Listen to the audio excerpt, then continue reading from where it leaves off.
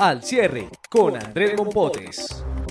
Saludos cordiales, hoy es 5 de marzo de 2018 y ya estamos aquí en el corazón de la sala de redacción del Tiempo para grabar Al Cierre, el podcast de esta casa editorial con el cual analizamos las causas y las consecuencias de los temas más importantes del día. Hoy vamos a hablar de qué tiene que hacer Bogotá ante el informe geológico sobre su hundimiento y cómo es vivir con una inmigrante venezolana su éxodo hacia otro país. Soy Andrés Mompotes, su director de información del Tiempo. Comenzamos. Lo más leído en eltiempo.com. Lo más leído. Tenemos este titular. Increíble. Así, poco a poco se hunde Bogotá. Estamos hablando de un informe muy serio que hizo el Servicio Geológico Colombiano en relación con un fenómeno que se conoce como subsidencia. Un fenómeno que tiene que ver con el hundimiento de los terrenos y especialmente el que está en este momento donde se asienta la ciudad capital de Colombia. Que ha registrado este informe, pues que existen zonas de Bogotá donde hasta al menos en 33 milímetros anuales se presenta este fenómeno. Para hablar de este tema y de sus consecuencias estamos con Nicolás Bustamante, periodista de la sección de Vida del Tiempo, para que nos explique. Nicolás, ¿qué es la subsidencia exactamente? Bueno, Andrés, la subsidencia es un fenómeno, como tú bien lo dices, en el que los terrenos empiezan a hundir y se hunden por dos razones fundamentales. La primera, por razones naturales, por dinámicas del terreno, y la segunda es por la acción del hombre. Son las causas que se conocen como antropogénicas. Entonces, la industria y principalmente la extracción del agua es uno de los factores que más influye en la aparición de la subsidencia. En el caso de Bogotá, ese segundo factor que usted menciona es el que más incide en el hundimiento de la ciudad. Bueno, los científicos en este momento se encuentran en una fase preliminar del estudio en la que están evaluando las razones. Hay quienes coinciden en que la extracción de agua tiene que ver, pero eso también responde a un factor geológico, y es a que la ciudad está construida sobre lo que fueron algunos antiguos lagos hace millones de años. Entonces, pues al estar construida la ciudad sobre lagos y al empezar a extraer esa agua que está allá abajo, pues se genera un fenómeno que se llama compactación, en el que los terrenos empiezan a bajar, a ocupar ese espacio donde estaba el agua. Este tema le ha llamado mucho la atención a nuestros lectores, por eso es el más consultado en este momento en eltiempo.com. ¿Qué efectos tiene, Nicolás, cuando uno ve que se consigna en el informe que no solamente Puente Aranda, sino también otras localidades como Engativá, Teusaquillo, Fontibón, Barrios Unidos, presentan unas tasas promedio de 20 y 10 milímetros de subsidencia?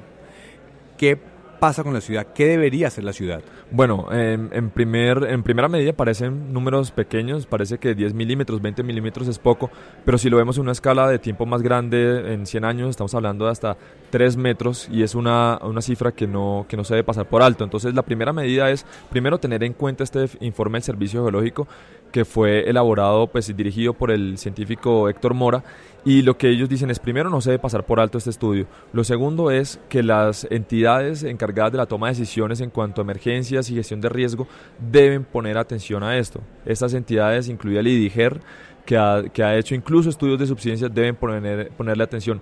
Y lo segundo, bueno, en temas como el POT y la futura construcción del metro, debe tener en cuenta estos datos. El metro no tiene por qué, la subsidencia no tiene por qué ser un obstáculo completo para el metro. En otras ciudades donde hay subsidencia, como México, ha habido metros subterráneos, pero es un tema que se tiene que entrar a evaluar.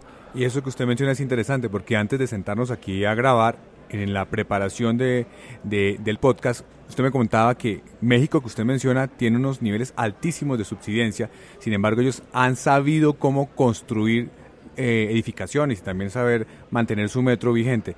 Eso quiere decir que se puede manejar este tema, no sé, con materiales, con diseños. ¿Cuál es el tipo de estrategia que uno debe asumir frente a esta situación? Sí, esto es cierto, Andrés. La Ciudad de México es la ciudad en la que se ha conocido la subsidencia durante muchos años, y es que es un caso de estudio clásico, y allá tienen un metro subterráneo, aun cuando ha habido hundimientos de hasta 9 metros. Entonces, no pasa nada. Lo que dice el Servicio Geológico y otros expertos que consultamos es, se puede hacer el metro, pero se tienen que seguir ciertas condiciones de materiales, ciertas condiciones de las estructuras que se van a utilizar, pero el metro no tiene por qué ser aplazado. Hablar de hundimiento en este tipo no es un tema de alarma general, no es un tema de riesgo general, sí es un tema de situación para atender, porque evidentemente estamos en un terreno que hay que manejar de otra manera.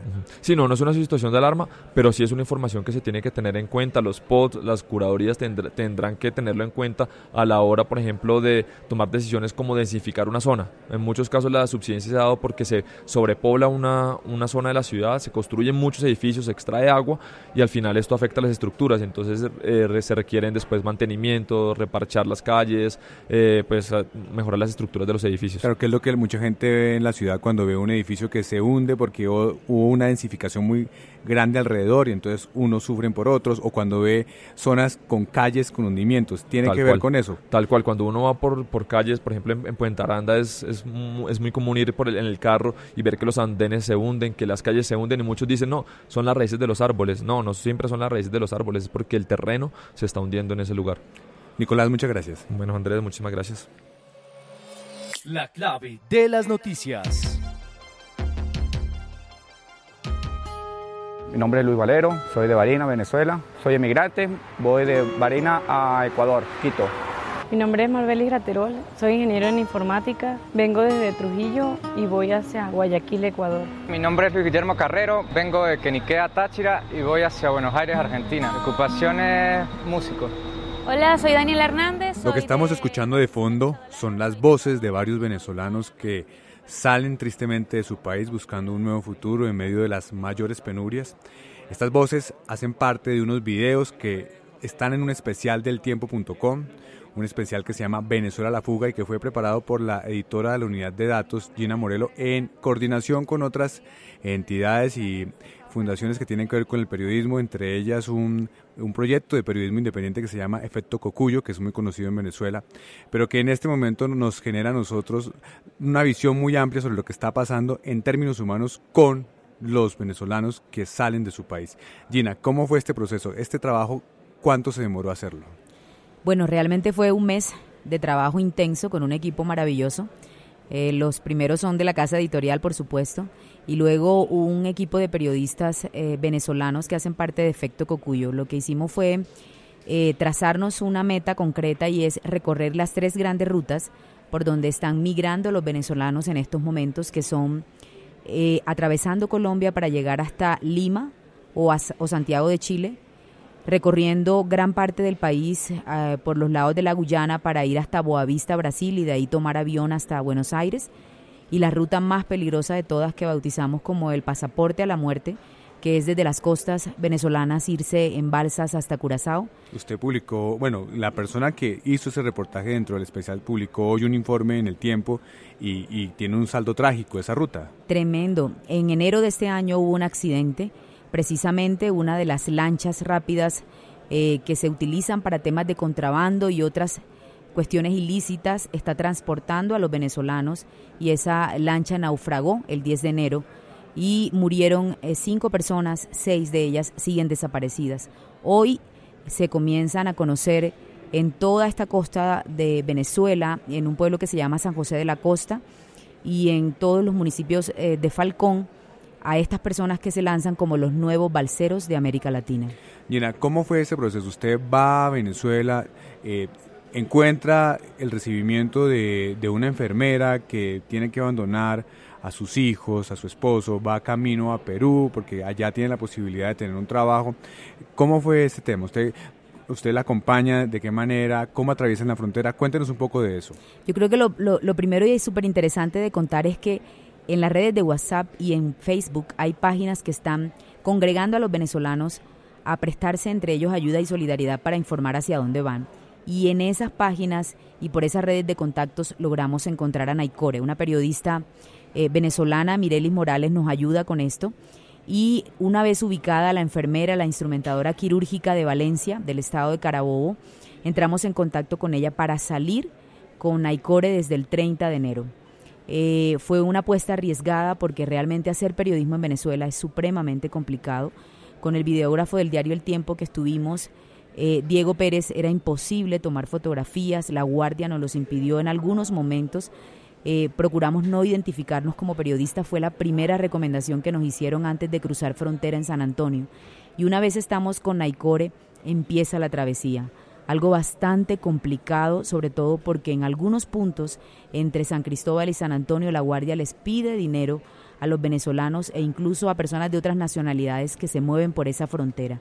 Son situaciones bastante difíciles, sobre todo porque las personas que están saliendo no tienen los suficientes recursos. Recordemos que estamos frente a una economía con un 2.500% de inflación, en donde cualquier cosa cuesta mucho dinero.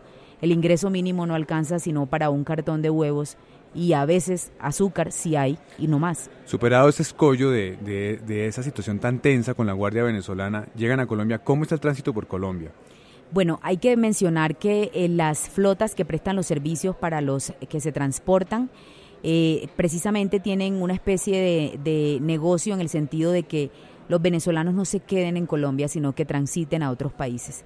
Y hay que decirlo de alguna manera, y es que hay cierta hostilidad en el trato al migrante.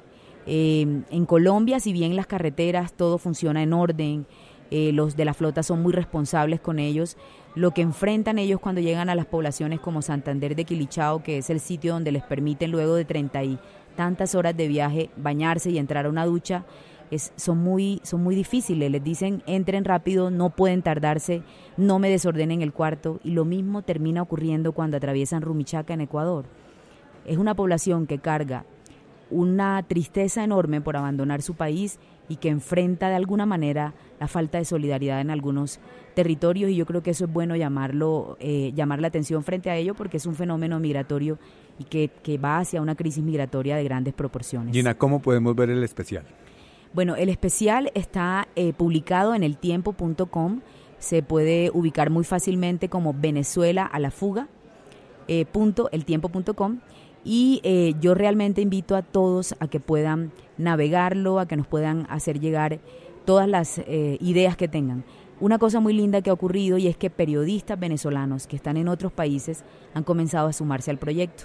Y hoy recibimos información de unos que están en México que dicen que quieren contar la historia de las dificultades en un país como es este. Entonces yo creo que de aquí nace una red de investigación bastante interesante para contar la migración contemporánea más fuerte que se vive actualmente en América Latina, la venezolana. Gina, muchas gracias. La cifra del día. La cifra del día, les queremos compartir esta: 2.600 millones de pesos, lo que habría recibido Malo por interferir procesos. Esto corresponde a una noticia de la sección política sobre lo que dice el expediente de los investigadores en la Comisión de Acusación de la Cámara, que ya rindieron su informe final y que con este tipo de conclusiones lo que están pidiendo es que se le acuse formalmente. Ahora lo que viene es una decisión de la Comisión de Acusación de la Cámara, pero para analizar este tema y para hablar de otras cosas relacionadas con el magistrado Malo, estamos aquí con Juan Francisco Balbuena de la sección política del Tiempo y con John Torres, editor de la sección de Justicia. Juan Francisco, primero explíquenos el contexto de esta noticia. Bueno, Andrés, básicamente esto es una investigación que duró más o menos un año, después de que pues empezara a conocer que algunos magistrados de la Corte Suprema pues habían recibido dineros a cambio de interferir en procesos penales que lleva ese alto tribunal contra algunos congresistas. Empezaban a salir nombres y bueno, todo esto ya ha venido derivando en investigaciones en la Comisión de Acusación de la Cámara, que es la que investiga a los magistrados de las altas cortes. Entonces, la primera decisión ya, digamos, como un poco más de avanzada, es haber radicado el escrito de acusación contra el actual magistrado de la Corte Suprema, Gustavo Malo, donde los dos investigadores dicen dos cosas básicamente. La primera es que hay indicios, ¿sí?, de que Malo efectivamente interfirió en procesos para beneficiar a los congresistas. Y la segunda, ¿cuáles son esos indicios? Dicen los investigadores que hay dos procesos, uno contra Musa Besaile, actualmente preso por este tema, y otro contra Álvaro Ashton, los dos actuales senadores, los dos suspendidos, uno de la U y el otro del Partido Liberal, de que en un proceso, en el de Musa Besaile, se habrían entregado a Malo 2.000 millones de pesos y en el de Ashton se habrían entregado 600 millones en procesos contra ellos que estaban en el despacho de Gustavo Malo para que el magistrado demorara las órdenes de captura, dilatara los procesos y se buscara una posible prescripción. Básicamente esos son algunos de los elementos con los que la comisión o los dos investigadores van a la comisión para que se avance el proceso. John, teniendo en cuenta esto y tal vez refiriéndome al antecedente más conocido que es el caso del magistrado suspendido Jorge Pretel, uno podría creer que podría correr la misma suerte, que finalmente termine perdiendo su fuero en la Cámara, luego en el Senado y que pase ya a juzgamiento definitivo en la Corte Suprema de Justicia. Pues Andrés, yo creo que de hecho, a diferencia de lo que está pasando con Pretel, que uno ve que al final en la Corte Suprema el caso se ha venido desbaratando de alguna manera, en el caso de Malo sí hay indicios y hay pues pruebas serias, evidencias, hay gente que dice que le dio el dinero, a diferencia de lo que pasaba con Pretel, porque lo que dijo el principal testigo, que era Víctor Pacheco, era que él sabía que le habían dado una plata, pero eso nunca hubo una prueba directa, y ese caso está enredadísimo en la Corte Suprema. En el caso de Malo, por el contrario, hay indicios muy fuertes de 2.600 millones que recibió todo el grupo, ¿no? Porque también esto es importante, porque lo recibe Francisco Ricaurte, supuestamente Leonidas Bustos,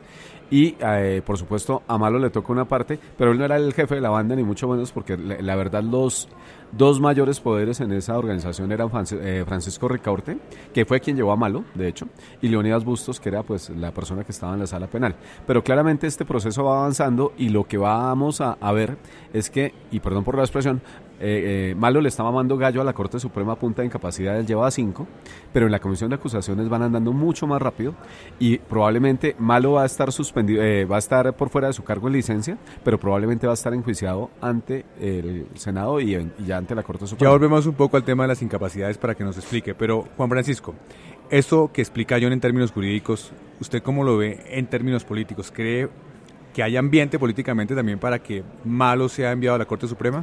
Pues uno lo que ve es que hay dos circunstancias o hay una circunstancia que diferencia a estos dos magistrados. Jorge Pretel era un magistrado de la Corte Constitucional que ya concluyó su periodo, pero que fue suspendido por el Congreso, pero ya concluyó su periodo, era un magistrado de la Corte Constitucional que es la guardiana de la Constitución. Gustavo Malo es un magistrado de la Corte Suprema de Justicia. La Corte Suprema de Justicia es la que investiga a los congresistas. Y una posibilidad es que haya temor en algunos congresistas, ya sean representantes o senadores, si es que el caso llega hasta allá, pues para tomar decisiones en ese sentido. ¿Cuál puede ser la estrategia? En la comisión de acusación puede no haber quórum, pueden citar y nunca ir, en la Cámara el tema no tenga mucho ambiente, o sea, se podría tal vez dilatar un poco este proceso de votación. Además porque es que hay otra circunstancia. Ahorita viene el remate de este Congreso hasta el 20 de julio. Y viene en plena etapa electoral, donde los congresistas están buscando su reelección después del 11 de marzo. Están en otro posiblemente tipo de actitud. Los que ya no fueron elegidos ya ni volverán. Entonces es difícil que este tema se mueva aquí a mediados de año. Es un reto ver qué va a pasar con ese caso. Y volviendo al tema de las incapacidades, John, ¿cómo así que el magistrado se incapacita y no se pueden tomar decisiones? Pues Gustavo Malo lleva 6 meses por fuera del cargo, recibiendo la plática que recibe un magistrado, que es más de 30 millones de pesos cada mes.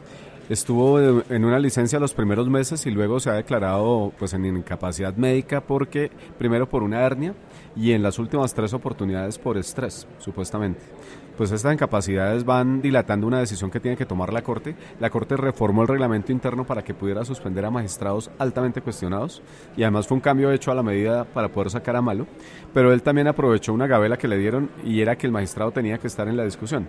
Como se ha declarado enfermo, pues no ha podido estar en la discusión. Pero yo difiero mucho un poco de la visión de Juan Francisco en cuanto a que, hablando con todos los líderes políticos de todos los partidos, no hay nadie que, a diferencia de lo que pasaba con Pretel, lo defienda. A Pretel lo defendió el Centro Democrático, lo defendieron algunos conservadores. Con Malo, que es un personaje que encarna la corrupción, yo creo que va a andar mucho más rápido la Cámara de Representantes, que el Senado va a dar el aval finalmente y que esto va a llegar a la Corte Suprema. De hecho, en la Corte Suprema se están preparando para el juicio de Gustavo Malo. Bueno, ya veremos. Juan Francisco, John, muchas gracias.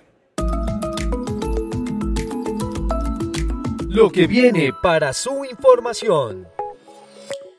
Y en lo que viene vamos a hablar del especial que despliega mañana futbolred.co, un especial que nos habla de una fecha que será muy importante este año, a 100 días del Mundial. Estamos con Jenny Gámez, editora del portal. Jenny, ¿qué trae este especial? Andrés, pues ya estamos a 100 días, que ya falta muy poquito, ya estamos ahí, ya estamos ahí a punto de estar en el Mundial. Pues vamos a traer un montón de información, vamos a traer un diagnóstico de cómo está nuestra selección Colombia a tan poco ya del Mundial. Estamos también invitando a la gente para que venga y arme su propia convocatoria, ¿no? Porque ya sabemos que tenemos que elegir 23, que es la lista final, pero además se pueden bloquear 35, entonces queremos que también la gente juegue un poco a ser Peckerman y diga, bueno, estos van a ser mis defensas. O sea, que hay un interactivo ahí, ¿no? Que uno va armando su selección ideal. Claro, y yo armo mi convocatoria, cada uno arma su convocatoria. Vamos a tener también la participación de Jorge Barraza, que va a estar con nosotros contándonos anécdotas, curiosidades, Además historias. de tenerlo los domingos en el tiempo, lo vamos a tener en el portal. Además va a estar en Fútbol Red, sí, ya, digamos en el tiempo está muy de analista, que la opinión de él es muy valiosa. Aquí queremos aprovechar los 9 mundiales en los que él ha estado y vivirlo un poco más de anécdota. Él es una memoria impresionante con una cantidad de anécdotas. No, él es tipo nuestro compañero Orlando Asensio, que así tú le dices, el día del partido eran las 3:30 y era martes y hacía calor, de todos se acuerdan. Y así es Barraza, entonces también lo vamos a tener con nosotros. Vamos a contarles en otro interactivo, vamos a contarles cómo están todas las selecciones, 32 selecciones, cómo están en este momento a los 100 días del Mundial. Vamos a tener unos colombianos que ya tienen el paquete listo. ¿Usted ya tiene el suyo? No, todavía no, pero ya lo voy a listar. Le vamos a dar unas ideas porque aquí nos van a contar varios chicos colombianos, unos están en Europa, otros acá, y nos van a contar cómo hicieron, cómo es que se hace esa vuelta, cuánto vale eso, cómo es la logística para poder estar en el Mundial. Ellos también nos van a contar un poco de eso. Mañana también vamos a invitar a unos extranjeros, los de nuestro grupo, y vamos a hablar con ellos a ver cómo están palpitando el grupo nuestro, tenemos el del grupo H. Brasil. No, tenemos el nuestro grupo H, un polaco, un japonés, un senegalés y nosotros. Y les vamos a contar y vamos a un poco tratar de aproximarnos a esas culturas de las que sabemos tan poquito, para que ellos nos cuenten cómo es que se vive el Mundial ahí. Vamos a ver si hacemos polla de una vez, vamos a tratar de involucrarlos también en la historia. Buenísimo, a calentar motores con Fútbol Red. Jenny, muchas gracias. Sí, señora, a ustedes mil gracias y los invitamos entonces a que estén muy pendientes de Fútbol Red mañana. Finalizamos entonces este episodio de Al Cierre. Los invitamos nuevamente mañana aquí al finalizar la tarde en eltiempo.com. Feliz descanso.